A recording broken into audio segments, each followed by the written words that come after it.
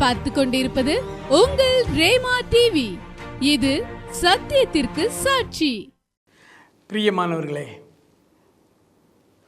ஆறுதல் தருகிற ஒருவர் நமக்கு தேவை.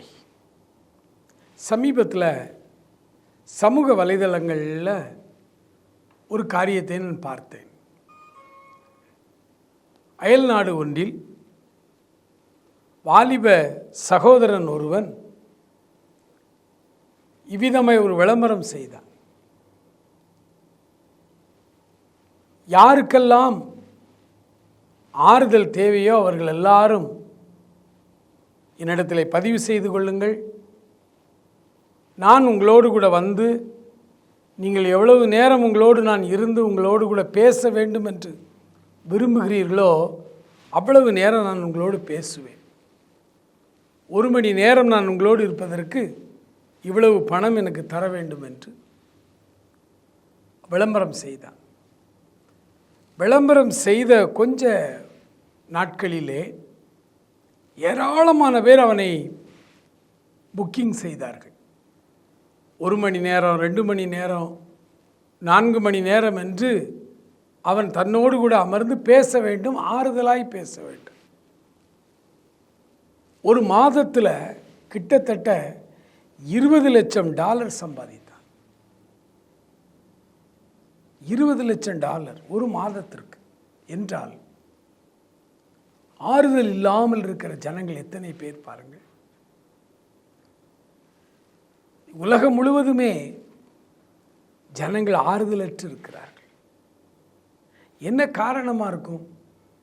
யோபு 14ஆம் அதிகாரம் முதல் வசனத்தை நாம் வாசித்து பார்க்கும் பொழுது, ஸ்திரீகளிடத்தில் பிறந்த மனுஷன் வாழ்நாள் குறுகினவனும் சஞ்சலம் நிறைந்தவனுமாகவே வாழ்ந்து கொண்டிருக்கிறான்.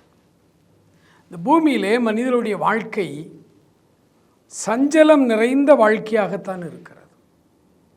ஆகவே இந்த வாழ்க்கைக்கு நடுவிலே நமக்கு ஆறுதல் சொல்ல, நம்மோடு அன்பாய் பேச யாராவது நமக்கு கிடைக்க மாட்டார்களா என்று அனைவருடைய உள்ளமும் ஏங்கி கொண்டிருக்கிறார். அநேக வாலிப பையன்மார், வாலிப தங்கைமார் ஆறுதலை தேடிதான் பலவிதமான சிக்கல்களிலே போய் மாட்டிக்கொள்ளுகிறதை பார்க்கிறோம். பலவிதமான பாவ குழியிலே போய் விழுந்து விடுகிறதை பார்க்கிறோம். ஆறுதலை தேடி அலைகிறது மனித இனம். இந்த ஆறுதலை குறித்து வேதம் என்ன சொல்லுகிறது என்று வாசிக்கலாமா? ஏசாயா தீர்க்க தரிசன புஸ்தகம் 51ஆம் அதிகாரம் 12வது வசனத்தை உங்களுக்காக நான் வாசிக்கிறேன்.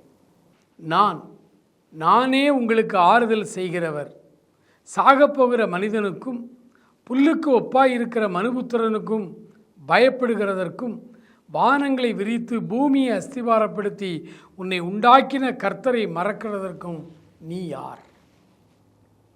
இந்த வசனத்தில் அவர் சொல்லுகிறார், ஆண்டவராகிய கர்த்தர் நானே உங்களுக்கு ஆறுதல் செய்கிறவர். நம்மை ஆறுதல் படுத்துவதற்கு, நம்மை ஆற்றி தேற்றுவதற்கு ஆண்டவர் ஒருவர் உண்டு. அவருடைய ஆறுதல் என்றென்றைக்கும் நம்முடைய உள்ளத்திலே இருக்கும். உலகத்து மனிதர்கள் எவ்வளவுதான் ஆறுதல் வார்த்தைகளை சொன்னாலும் அது கொஞ்ச நேரம்தான், நிற்காது. யோபு மிகுந்த உபத்திரவத்தை அனுபவித்து கொண்டிருந்த அந்த கொடுமையான நாட்களிலே யோபுவின் சிநேகிதர்கள் 3 பேர் வந்தார்கள். யோபு அருகிலே உட்கார்ந்து கொண்டு யோபுவுக்கு ஆறுதல் சொல்ல ஆரம்பித்தார்கள். ஆனால் யோபு சொல்லுகிறார், உங்களுடைய ஆறுதல் வார்த்தைகள் எதுவும் நிற்கவில்லை, எதுவும் என்னை ஆறுதல் படுத்தாது. என்னை படைத்தவர் என்னை காயப்படுத்தி இருக்கிறார், அவர்தான் என்னை ஆறுதல் படுத்த வேண்டும். பிரியமானவர்களே, நம்மை படைத்த ஒரு தெய்வம் உண்டு. அவர் மட்டும்தான் நம்மை ஆறுதல் படுத்த முடியும். மற்ற எந்த ஆறுதலை நாம் தேடி போனாலும் அது நமக்கு ஏமாற்றமாகத்தான் வந்து முடியும். நம்மிடத்திலே ஆறுதலாய் பேசுகிறது போல பேசுவார்கள். நம்முடைய முதுகுக்கு பின்னால் நம்மையே குறை பேசுவார்கள். இதுதான் உலகம். நீங்கள் வேறு எந்த காரியத்துக்கு போங்கள், நித்திய ஆறுதல் நமக்கு கிடைக்காது. ஆகவேதான் பரிசுத்த பவுல் சொல்லுகிறார், சகலவித ஆறுதலின் தேவன் என்று ஆண்டவரை அவர் அழைக்கிறார். சகலவிதமான ஆறுதலின் தேவன். பவுல் வல்லமையாய் கர்த்தருக்காக ஊழியம் செய்து கொண்டிருக்கிறார். அவரோடு ஒரு குழுவினர் இருக்கிறார்கள். ஊழியத்தில் பயங்கர பாடுகள், ஊழியத்தில் பயங்கர பிரச்சனைகள். எபேசு பட்டணத்திலே அவர்கள் தப்பி பிழைப்போம் என்கிற நம்பிக்கை கூட இல்லாத ஒரு சூழ்நிலையிலே அங்கே ஊழியம் செய்து கொண்டிருந்தார்கள். பிரியமானவர்களே, அந்த நிலைமையிலே அவர் சொல்லுகிறார், பிழைப்போம் என்கிற நம்பிக்கை அற்றுப்போக்கத்தக்கதாக எங்களுக்கு கொடிய உபத்திரவம் உண்டாகியிருந்தது. ஆனால் அதிலிருந்து எங்களை ஆறுதல் படுத்தின தேவன், எங்களை தப்புவித்த தேவன் இன்னமும் எங்களை தப்புவிப்பார். சகலவிதமான ஆறுதலின் தேவன் அவர் என்று பவுல் அங்கே அழகாய் சொல்லுகிறார், அனுபவத்தோடு சொல்லுகிறார். பிரியமானவர்களே, ஊழியம் செய்கிறவர்களும் கூட, அவர்களுக்கும் கூட ஆறுதல் தேவைப்படுகிறது. அவர்தான் ஊழியம் செய்கிறாரே, அவர்தான் எல்லாருக்கும் ஆறுதலாய் பேசுகிறார், அவர் எல்லாருக்கும் நல்ல வார்த்தைகளை பேசி நன்றாய் ஜெபிக்கிறார், அவருக்கு எதுவும் தேவையில்லை அப்படின்னு நம்ம நினைத்து கொள்ளுகிறோம். சமீபத்தில் ஒரு கிறிஸ்தவ பாடல் கூட அப்படி வந்தது, உமக்கு உதவி தேவையில்லை, உமக்கு உதவி தேவையில்லை, நீர் சர்வ வல்லவர் என்று. உண்மைதான், ஆனால் அது ஒரு பக்கம். ஆண்டவருக்கும் உதவி தேவை. அதான் அவருடைய ஊழியம். அதை நீங்களும் நானும் செய்கிறோம்.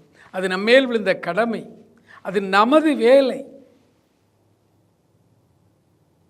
பல நேரங்களிலே ஊழியர்களை நம்ம அப்படி நியாயம் தீர்த்து விடுகிறோம். அவர்களுக்கு என்ன, சௌகரியமாய் வாழ்கிறார்கள், ஆடம்பரமாய் வாழ்கிறார்கள், அவர்களுக்கு ஒரு குறைவும் இல்லை.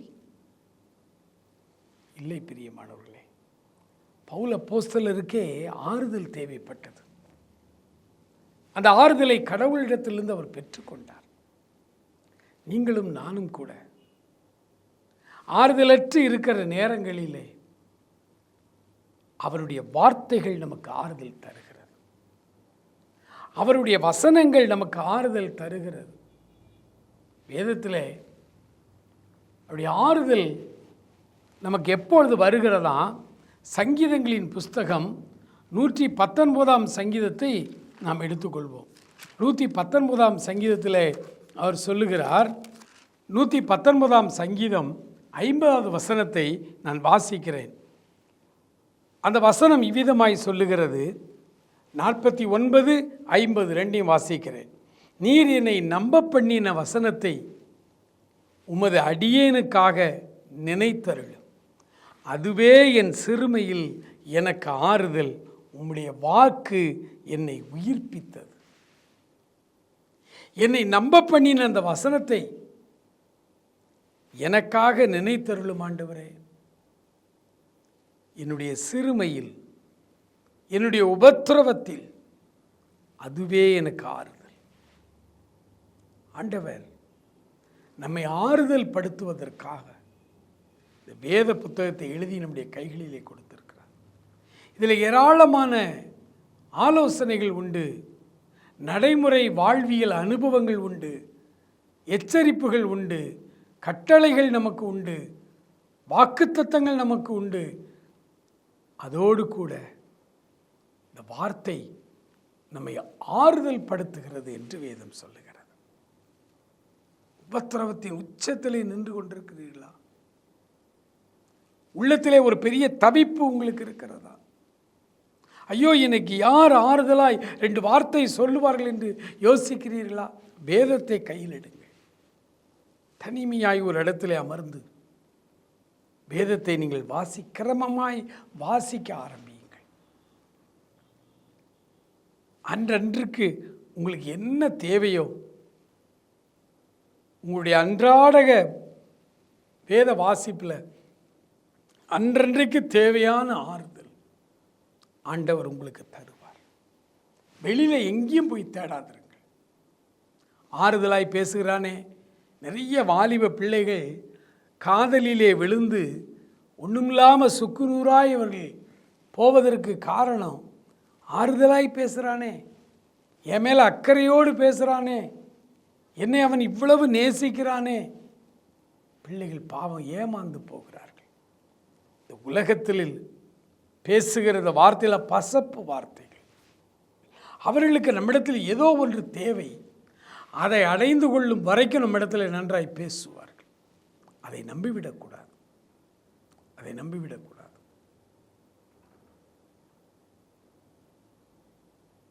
ஆண்டவருடைய வேதம் தெளிவாய் நமக்கு சொல்லுகிறது. உம்முடைய வசனம் என் சிறுமையில் எனக்கு ஆறுதல் என்று அவருடைய வார்த்தை நமக்கு சொல்லுகிறது. பிரியமானவர்களே, தேவனுடைய வார்த்தைகளிலிருந்து அவர் நமக்கு தருகிற ஆறுதலை எப்பொழுது நீங்கள் பெற்றுக்கொள்ளுங்கள். 2வதாக வேதம் சொல்லுகிறது, ஏசாயா 28ஆம் அதிகாரம் 12வது வசனத்தை நான் உங்களுக்காக வாசிக்கிறேன். இதுவே நீங்கள் இளைத்தவனை இளைப்பார பண்ணத்தக்க இளைப்பாறுதல், இதுவே ஆறுதல் என்று அவர்களுடைய சொன்னாலும் கேட்க மாட்டோம் என்கிறார்கள். எது ஆறுதல்? தனிமையிலே ஆண்டவரோடு கூட பரிசுத்த ஆவியிலே நிறைந்து நாம் ஜெபிக்கிற ஜெபம். தனிமையிலே ஆண்டவரிடத்திலே நாம் பேச ஆரம்பிக்கும் பொழுது, அவருடைய வல்லமையினால் நிரப்பப்பட்டு நாம் பேச ஆரம்பிக்கும் பொழுது, ஆரம்பத்திலே நம்முடைய தாய்மொழியிலே அவரோடு நாம் பேசிக்கொண்டு இருக்கும் பொழுதே இனம் புரியாத ஒரு பாஷை, நமக்கு எதுவும் நம்முடைய கருத்து பயனற்றதாக இருக்கும், ஒன்றுமே புரியாது. ஆனாலும் ஏதோ ஒரு பாஷையில் பேசுவோம். அதை 11வது வசனம் சொல்லுகிறது, பரியாச உதடுகளினாலும் அந்நிய பாஷையினாலும் நான் இந்த ஜனத்தோடே பேசுவேன். ஆண்டவர் நம்மோடு கூட பேச, நாம் அவரோடு கூட பேச ஒரு தனி பாஷை, மொழி அவர் நமக்கு தருகிறார். அதை தனிமையிலே அந்தரங்கத்திலே ஆண்டவரும் நாமும் பேச பேச பேச உள்ளத்திலே நிறைந்த ஒரு ஆறுதல் உண்டாகும். அந்த ஆறுதல் நம் ஒவ்வொருவருக்கும் தேவை. அலை அடித்து கொண்டிருக்கிற இந்த வாழ்க்கையிலே அப்படி ஆறுதல் நமக்கு தேவை. வேத வசனங்களை கிரமமாய் வாசிக்கும் பொழுது நமக்கு ஆறுதல். தனிமையிலே ஆண்டவரோடு அமர்ந்து பேசும் பொழுது, அது ஆவியிலே நிறைந்து அந்நிய பாஷையிலே அவரிடத்தில் பேசும் பொழுது ஒரு பெரிய ஆறுதல், இளைப்பாறுதல் நமக்கு உண்டாகிறது. இந்த நாளிலே வேதனையோடும் பாரத்தோடும் கஷ்டத்தோடும் என் கூட ஆறுதலா 2 வார்த்தை யாராவது பேச மாட்டாங்களா என்று ஏங்கிக் கொண்டிருக்கிறீர்கள். ஆண்டவர் உங்களோடு பேச விரும்புகிறார். கண்களை மூடி அவரிடத்தில் பேசுவோமா? ஸ்தோத்தரிக்கிறோம் ஆண்டவரே, நன்றியோடு உம்மை துதிக்கிறோம், நன்றியோடு உம்மை ஸ்தோத்தரிக்கிறோம் அப்பா. தகப்பனே, கோடானு கோடி ஸ்தோத்திரம். ஹல்லேலூயா, ஹல்லேலூயா, ஹல்லேலூயா, ஹல்லேலூயா. தேவ ஆவியானவருடைய பலத்தினால் ஆண்டவரே, இப்பொழுது ஆறுதலற்று இருக்கிற நம்முடைய பிள்ளைகள் ஒவ்வொருவரையும் ஆறுதல் படுத்தும்படிக்கு அவர்களை நிரப்புவீராக. ஆண்டவரே, நம்முடைய வல்லமை நம்முடைய பிள்ளைகளை தொடட்டும். ஆண்டவரே, உடைய கிருபை உடைய பிள்ளைகளை தொடட்டும் ஆண்டவரே. உடைய இரக்கங்கள் உடைய பிள்ளைகளை தொடட்டும் ஐயா. நாவுகளினாலே உடைய பிள்ளைகள் ஆண்டவரே தனிமையிலே உம்மோடு கூட சேர்ந்து ஆண்டவரை துதிக்க ஜெபிக்க ஆண்டவரே நீர் கிருபை செய்யும்படியாக நாங்கள் ஜெபிக்கிறோம் ஆண்டவரே. ஹல்லேலூயா, ஹல்லேலூயா, ஹல்லேலூயா, ஹல்லேலூயா. தகப்பனே உமக்கு நன்றி ராஜா. தகப்பனே உமக்கு நன்றி நன்றி நன்றி ஆண்டவரே. ஹல்லேலூயா, ஹல்லேலூயா. தகப்பனே ஒவ்வொரு நாளும் கிரமமாய் நாங்கள் பைபிள் வாசிக்க ஆண்டவரே, ஒவ்வொரு நாளும் நாங்கள் வாசிக்கிற அந்த பகுதிகளில் இருந்து ஆண்டவரே நீர் எங்களோடு கூட ஆறுதலாய் எங்களை உயிர்ப்பிக்க போகிற கிருபைகளுக்காக உமக்கு ஸ்தோத்திரம் ஸ்தோத்திரம் ஸ்தோத்திரம் ஆண்டவரே. கர்த்தருடைய கிருபை ஆண்டவரே நாங்கள் காத்திருக்கிறோம் ஆண்டவரே. உம்முடைய இரக்கத்திற்காய் காத்திருக்கிறோம் ஆண்டவரே. உம்முடைய தெய்வீக ஆறுதலுக்காய் காத்திருக்கிறோம். இப்பொழுதே ஆண்டவரே உம்முடைய பிள்ளைகள் ஒவ்வொருவரையும் ஆறுதல் படுத்துவீராக, ஆறுதல் படுத்துவீராக.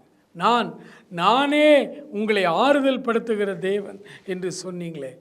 உம்முடைய பிள்ளைகளை ஆறுதல் படுத்தி தேறுதல் படுத்தி தைரியப்படுத்தும்படியாய் ஜெபிக்கிறோம். உம்முடைய பிள்ளைகளை ஆறுதல் படுத்தும், தொடர்ந்து வழி நடத்தும். இயேசு கிறிஸ்துவின் நல்ல நாமத்தில் ஜெபிக்கிறோம் எங்கள் அருமை பிதாவே. ஆமேன், ஆமேன்.